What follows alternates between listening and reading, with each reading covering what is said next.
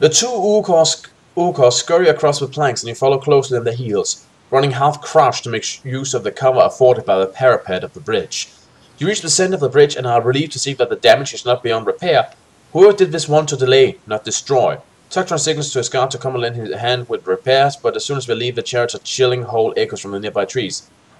Acta! Moons Tucktron, his voice a whisper of fear. Creatures of chaos! A shiver runs down your spine when you see them. Lumbering hordes of twisted shapes lurch from the trees on either side of the bridge and stagger drunkenly towards the chariots. They appear to be neither animal nor human, but a ghastly fusion of the two. So yeah, you've been attacked by chimeras. Good luck. Why can we never have pretty enemies?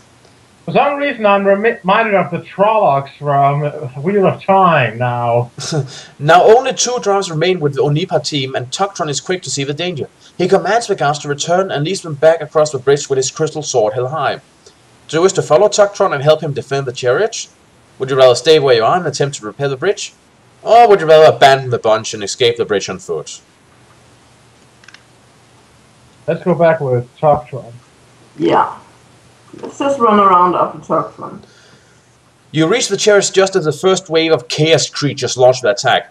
Raging viciously, they slaver in for the kill, fighting with fang and claw and yellow tusk. A screaming horror, its body striped with ochre lines, leaps from the back of a startled Onipa and hurtles towards you with its crimson jaw gaping wide.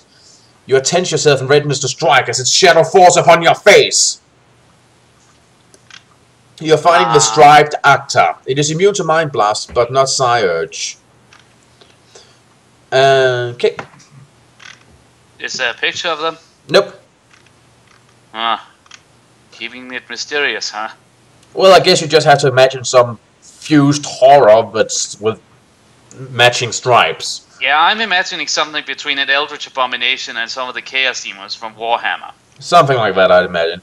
In any case, what's your combat skill? Let me have a look again.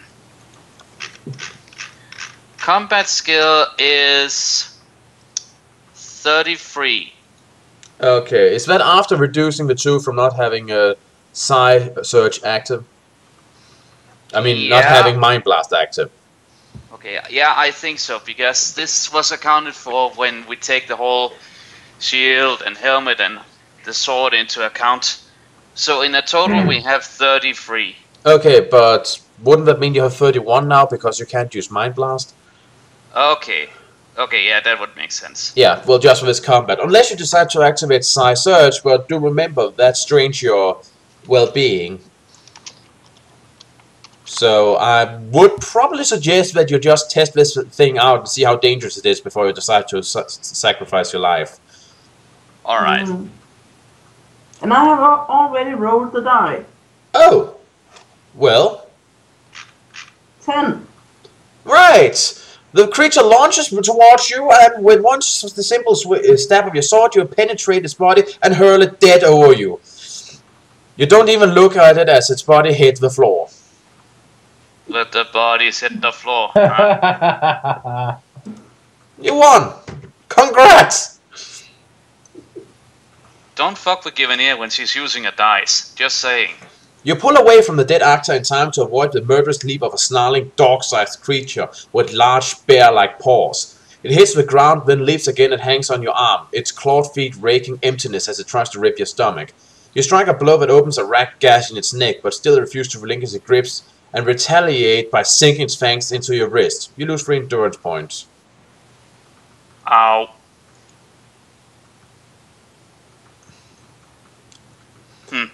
So now you're fighting an Acta Hound, and it is immune to Mind Blast but not Psi Surge, and because it has got your arm, you cannot use your shield. So that leaves us, let me see, minus how 29. many? Yeah, 29. Yeah. Fortunately, you're not wielding a two-handed weapon, because otherwise you would lose another 2 combat skill from this. We don't have a two-handed weapon. Nope. So, give me a roll a die. Alright, Daddy. 1.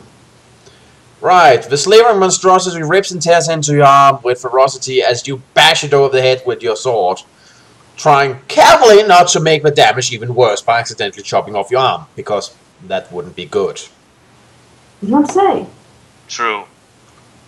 In other news, You lose 3 endurance points, by the way.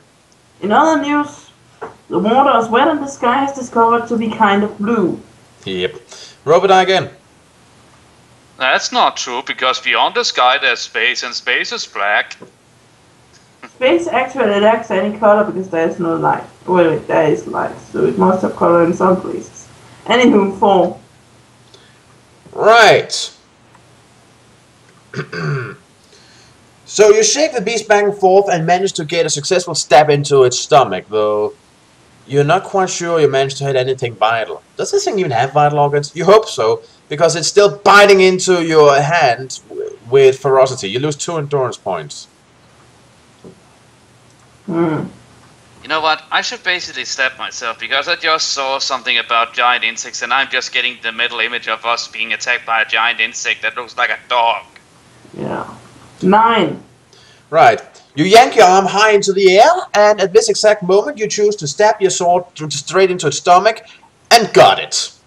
This seems to do the job, and let's go, and it stays on the ground. It seems to be dead. So, yeah. Tugtron runs to your side, his face and crystal sword spattered with the black blood of his host. Hurry! This fight lost! You go! Go now! He snaps and points across the bridge to the hills beyond. A cursory glance confirms his grim statement. Only he and 2 of his guards remain standing, and one fights left-handed, his right arm swinging, broken and useless by his side. The others, including all of the Unipa, have been slain by the howling creatures of chaos.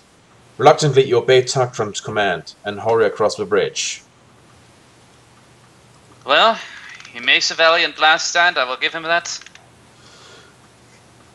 Hoping to see Tugtron and his guards victorious, but your hope is in vain. All that remains alive at the bridge is the ghoulish grey horde of feasting Acta.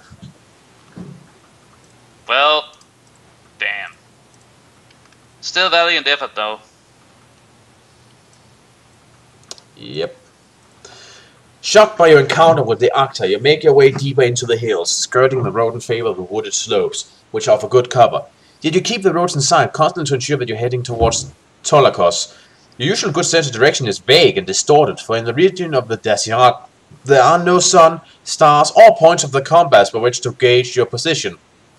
The hours pass eventfully until you reach a place where the road runs alongside a pool of crystal clear water, fed by a fast-flowing stream.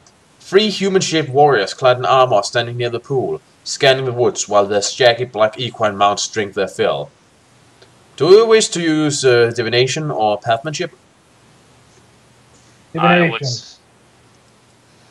Your Kai senses reveal that the 3 warriors are Meladorian scouts. They have been sent by their leader, Lorcan Ironheart, to meet you en route and escort you directly to his headquarters. Do you wish to make your presence known to them, or would you rather approach them under the cover of the trees? Let's make our presence known to them. Wait, hold on. If we have the option of, if you will, sneak up on them, I'm Why getting would we some... sneak out on them? We have the damn... Yeah, they're our allies, dude. Why would we sneak up on them? Sorry, I just have the whole thing. If you get the option of sneaking out on people, there's usually maybe something more to it. Yeah, but it might also be just, to catch the paranoid in a trap. I see. Yeah. Okay. And jumping out of the claws and screaming booga booga booga at your allies is usually not a good tactic. Especially not when your allies are already paranoid from all the slavering monstrosities. Yeah, I did not really plan for... Yeah, there's a good chance you'll get a sword in your gut for doing that. Yeah, that is sort of obvious, but I did not at least plan the Ooga Booga thing. Okay, admittedly that was Givenia's addition to the plan. I know, and seriously, can you imagine me go Ooga Booga and actually get out of that alive? No. But I guess the point is that they're paranoid, and if you act paranoid and sneak around, then they might, in their paranoia, add a couple of pieces of metal to your face, but you do not want there. Yeah, or it will lead into a hilarious screaming match. Yep, that too. So you wish to make your presence known. Yeah. Stepping out from behind a tree, you wave a shout a greeting to the 3 Meladorian scouts. Instinctively, they dive for cover, fearing an ambush, and one loses a bolt from a crossbow-like device strapped to his arm. Well, that didn't help much. Oh no, Rana was right. The bronze-tipped quarrel whistles towards your chest with unerring accuracy. Givenia, would you please roll the die? Do something akin to Matrix already. by the way, since you have Hunt Mastery, you may add 1 to the die for every Magna Chi discipline you have mastered after the first 3. Wait, how many have you mastered? Let me see. Hold on. Well, I guess you should have 8 at this point, so that means you may add 5. Aye. So if you add 5 to the numbers rolled, what will the number be? 14.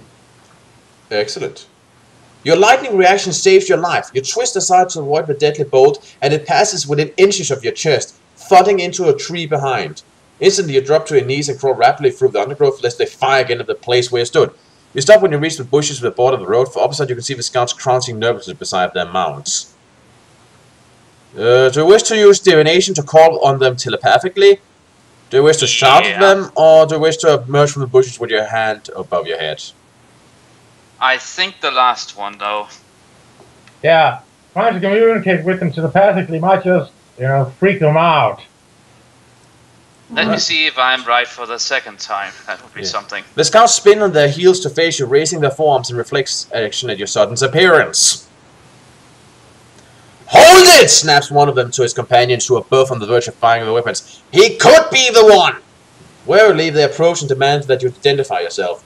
You tell them who you are and suggest we will look in your pocket if they require proof that you speak the truth. Gingerly, one steps forward. The scout removes the obsidian seal from your tunic pocket and studies it thoughtfully. Very well, he says, satisfied that you are the one they have been detailed to escort. We will take you to Lorcan Ironheart. He pockets the obsidian seal. Please delete it from your inventory list. And motioned you to approach his strange long-haired steed. Well, you just need to get the obsidian seal that way.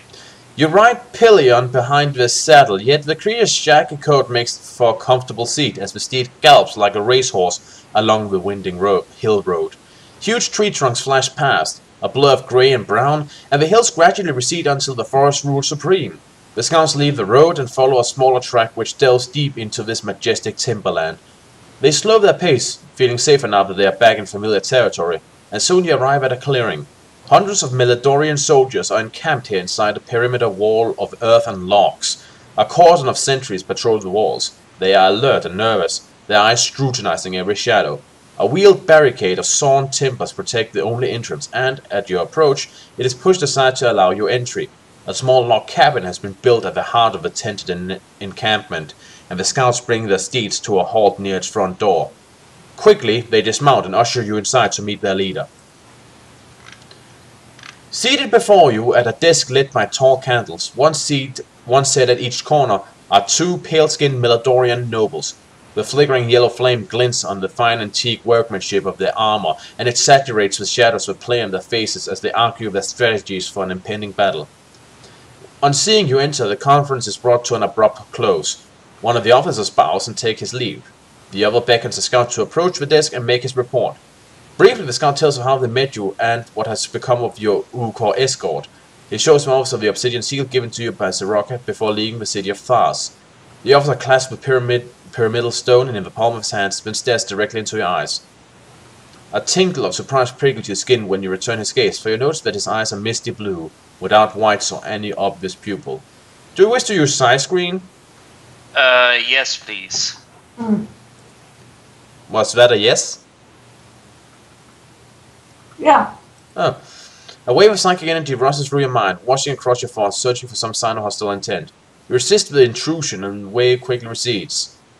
With a gesture of his hand, Lorcan Ironheart dismisses the scouts, and you are left alone in his company.